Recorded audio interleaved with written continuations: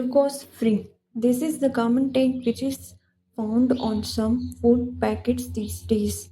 But what exactly glucose is we know that glucose is a sugar that is the body's primary source of energy. But why we should get rid of glucose?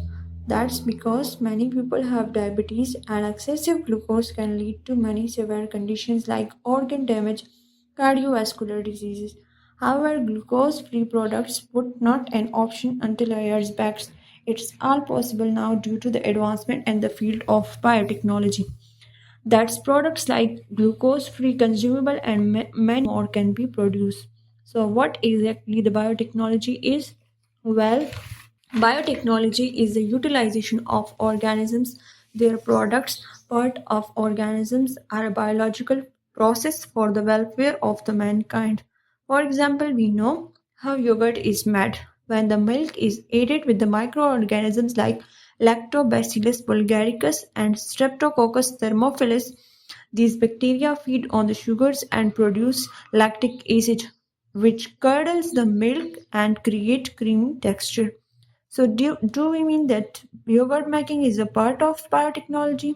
Well, kind of process like fermentation are considered as part of classical biotechnology as they include the utilization of organisms.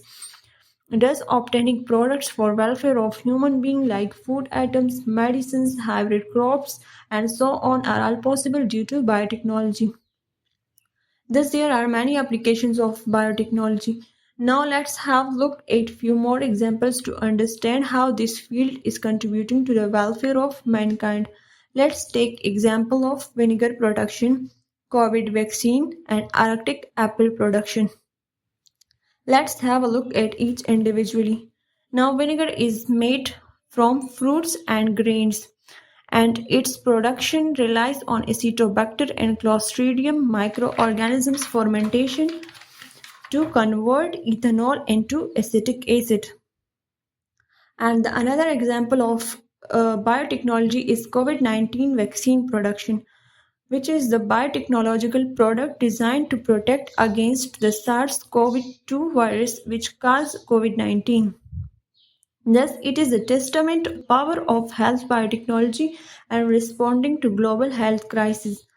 Then here comes Arctic apple production, and it is a fascinating example of biotech and agriculture.